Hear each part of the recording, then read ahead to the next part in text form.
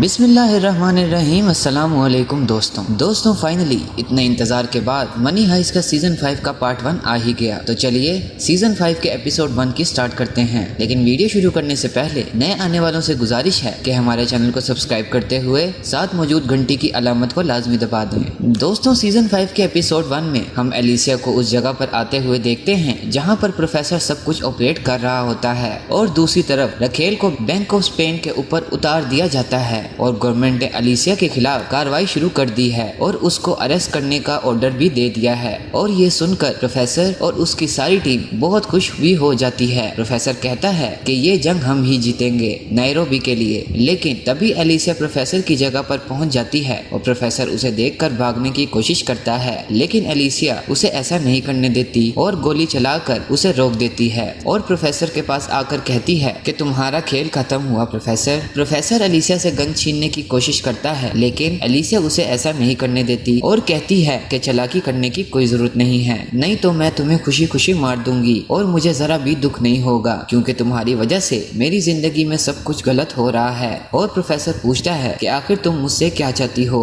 और एलिसिया उसे कहती है कि मुझे अपना प्लान के बारे में बताओ, मैं पूरी कोशिश करूंगी कि तुम पर टेररिज्म का केस हो और तुम्हारी पूरी जिंदगी जेल में गुजरे क्योंकि तुम्हारी सजा ही मेरी आजादी की चाबी है। लेकिन तभी प्रोफेसर एलिसिया पर अटैक करता है और उसका गला पकड़ लेता है और तभी एलिसिया प्रोफेसर का सर पकड़कर टेबल पर मारती है। और फिर फ्लैशबैक में हमें एक सीन दिखाया जाता है और हम देखते हैं बर्लिन और उसके बेटे रफेल को। वो अपने बेटे को कहता है कि मुझे तुम्हारी मॉम के साथ अभी काफी जगह पर घूमना फिरना था, जिंदगी के मजे करने थे, लेकिन तुम अचानक से आ गए और मेरे सारे सपनों पर पानी फिर गया। और फिर वो दोनों एक अच्छे से रेस्टोरेंट में जाते हैं और बर्लिन अपने बेटे से कहता है कि हम यहाँ पर एक नई जिंदगी की शुरुआत करने के लिए आए हैं, पिछली सब बातों को भुला दो। और फिर वहाँ पर बर्लिन की गर्लफ्रेंड तातियाना भी आ जाती है और फिर सीन शिफ्ट होता है प्रोफेसर और रखेल पे। हम देखते हैं कि रखेल प्रोफेसर से पूछती है कि प्लान पेरिस के बाद हम क्या करेंगे। फिर प्रोफेसर कहता है कि उसके बाद हम प्लान रूम स्टार्ट करेंगे। तो उस पर रखेल कहती है कि लगता है प्रोफेसर साहब पर रूम का रोमांस चढ़ गया है। प्रोफेसर कहता है कि मैं जलते हुए रूम की बात कर रहा हूँ जो कि नीरू ने जलाया था।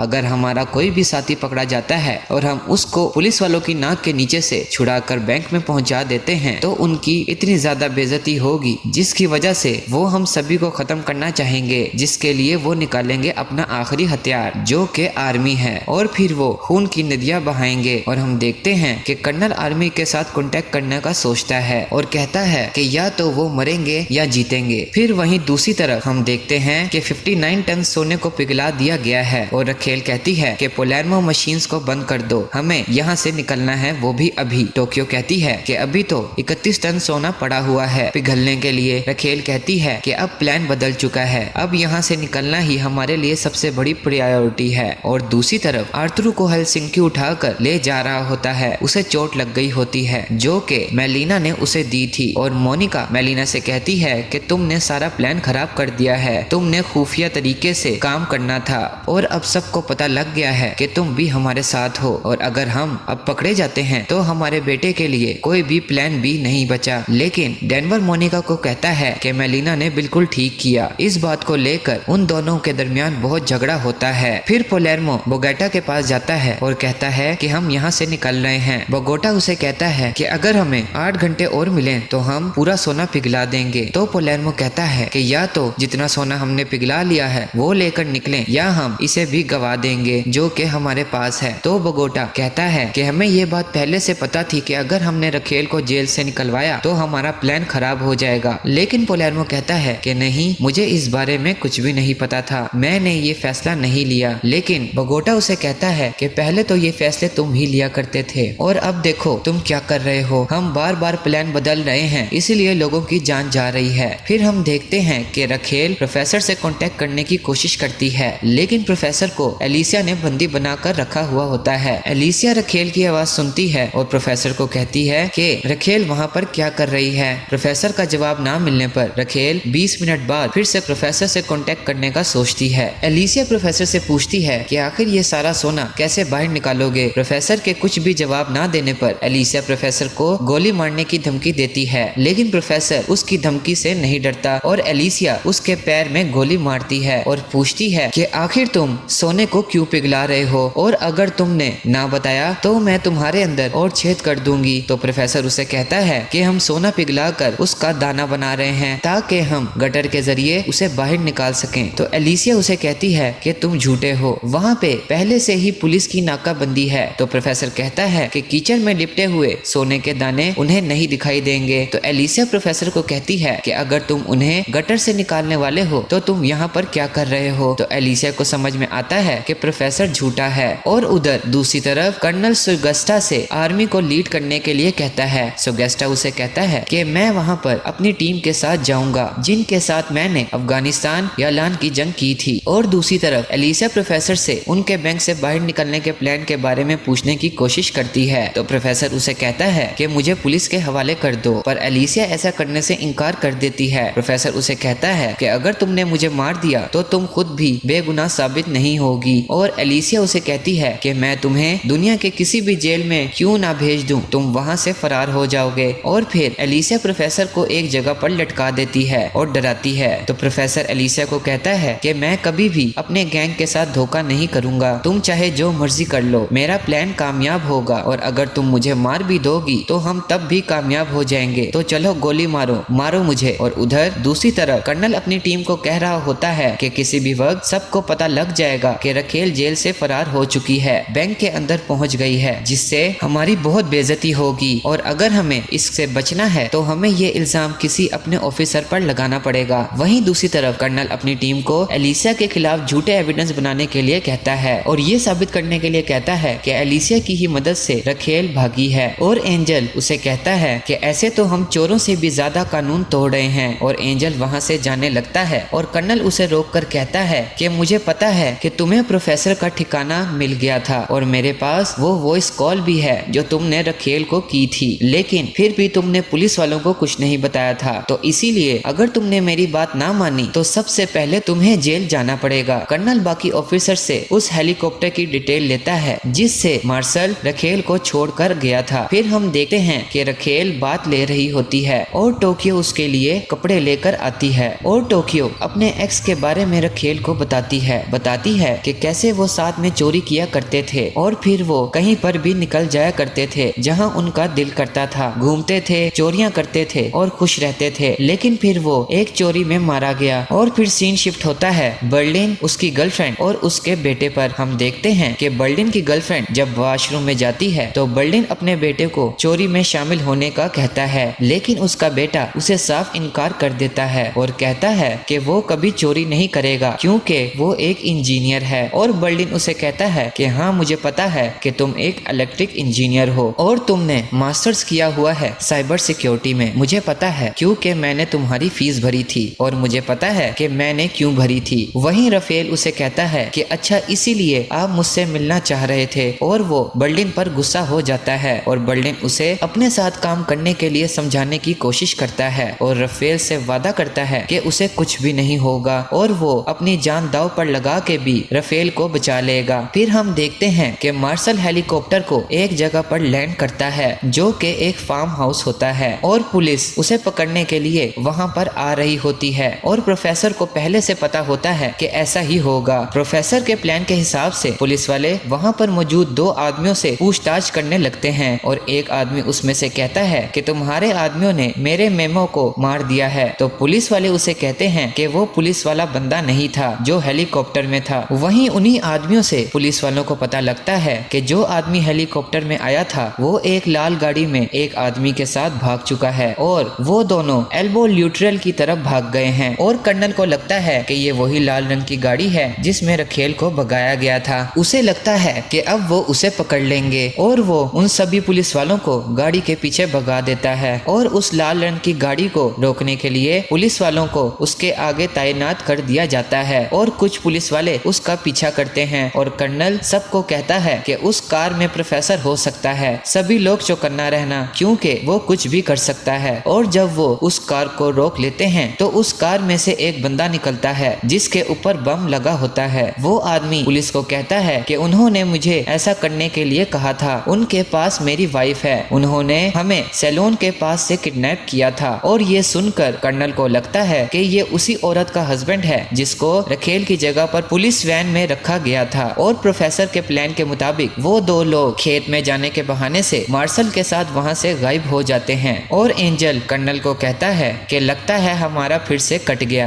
और वहीं दूसरी तरफ हम देखते हैं कि रखेल प्रोफेसर से दोबारा कांटेक्ट करने की कोशिश करती है और एलिसिया प्रोफेसर की बात करवा देती है। और रखेल कहती है कि हम सब यहाँ से 1 घंटे में निकलेंगे। प्रोफेसर कहता है कि कोई भी कहीं नहीं जा रहा क्योंकि एलिसिया को खुफिया जगह का पता लग चुका है। एलिसिया सबको हाय बोलती है और कहती है कि अब जो तुमने करना था कर लिया, अब तुम उसकी कीमत चुकाओगे। और प्रोफेसर रखेल को और बाकी सभी को सॉरी बोलता है। और ये सुनकर किसी की भी समझ में नहीं आता कि अब वो क्या करें। तो टोक्यो रखेल को कहती है कि प्रोफेसर के पास जरूर कोई प्लान बी होगा, लेकिन रखेल कहती है कि नहीं, इस बार नहीं, सोना निकालने का बस एक ही रास्ता है। रखेल सब में जोश भरने की कोशिश करती है। वहीं दूसरी तरफ हेलसिंकी खिड़की में से झांक कर देखता है कि आर्मी उनकी तरफ आ रही है और उनके पास काफी हथियार और फौजी हैं। ये सब देखकर अब उन लोगों की आखिरी उम्मीद भी खत्म हो जाती है कि वो सब यहाँ से निकल पाएंगे। और फिर लास्ट में हम सोगेस्टा को आर्मी की गाड़ी से निकलते हुए देखते हैं, जिसे देखकर एलिसिया भी काफी चौंक जाती है। तो दोस्तों, इसी के साथ ही आज की एपिसोड खत्म हो जाती है। उम्मीद है आपको ये एपिसोड बेहद पसंद आया होगा। पसंद आने की सूरत में इसे लाइक करना मत भूलिएगा।